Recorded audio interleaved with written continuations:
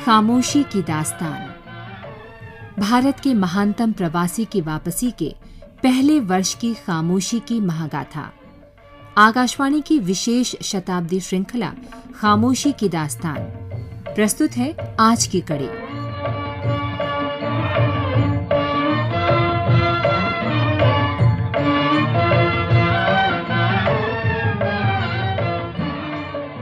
England में मजबूरी के प्रवास के दौरान गांधी लगातार सोचते रहे कि आगे क्या किया जाए, विश्व युद्ध में हिंदुस्तानी लोगों की भूमिका कैसी हो और खुद उनका धर्म क्या हो।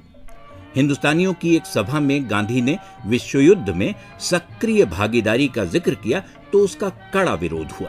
पूछा गया कि आखिर एक गुलाम स्वेच्छा से अपने मालिक की सहायता कैसे कर सकता है और क्या ऐसा करना ठीक है, उचित है? गुलाम का पहला धर्म गुलामी से छुटकारा क्यों नहीं होना चाहिए? गांधी को हिंदुस्तानियों की स्थिति गुलामी की बिल्कुल नहीं लगती थी। वो इसे अंग्रेजी शासन व्यवस्था का दोष मानते थे। ये भी मानते थे कि ऐसा दोष प्रेम से दूर किया जा सकता है। ऐसा नहीं कि सब लोग गांधी का विरोध कर रहे थे, कुछ समर्थन में भी थे।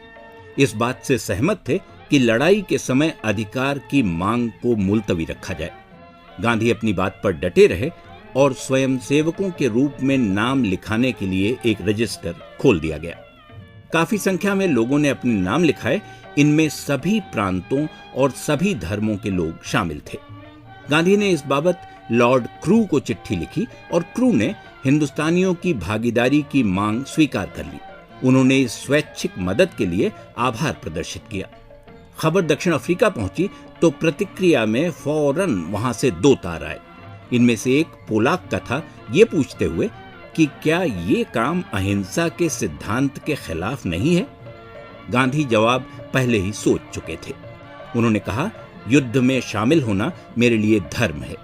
मुझे इसमें कोई दोष, कोई विरोधाभास नजर नहीं आता। 19वीं सदी के अंत में दक्षिण अफ्रीका में हुए बोअर युद्ध में गांधी ने हाथ बंटाया था, पर लोगों ने असहमति दर्ज करते हुए उसे अपवाद मान लिया था। सोचा था कि युद्ध के बाद गांधी के विचारों में बदलाव आया होगा या आ जाएगा। विलायत में गांधी की गतिविधियों से उन्हें निराशा हुई। बहुत से लोग विश्व युद्ध में हिंदुस्तानियों की भागीदारी के गांधी के फैसले से अंत तक सहमत नहीं थे। गांधी ने कहा, अहिंसा का प्रश्न सूक्ष्म है, इसमें मतभेद हो सकते हैं। खामोशी की दास्तान। भारत के महानतम प्रवासी की वापसी के पहले वर्ष की खामोशी की महागाथा। ये थी आकाशवाणी की इस विशेष शताब्दी श्रृंखला की आज की कड़ी। शोध, आलेख और वाचन स्वर मधुकर उपाध्याय। प्रस्तुति मनोज मायंकर। अगली कड़ी कल इसी समय इसी चैनल पर।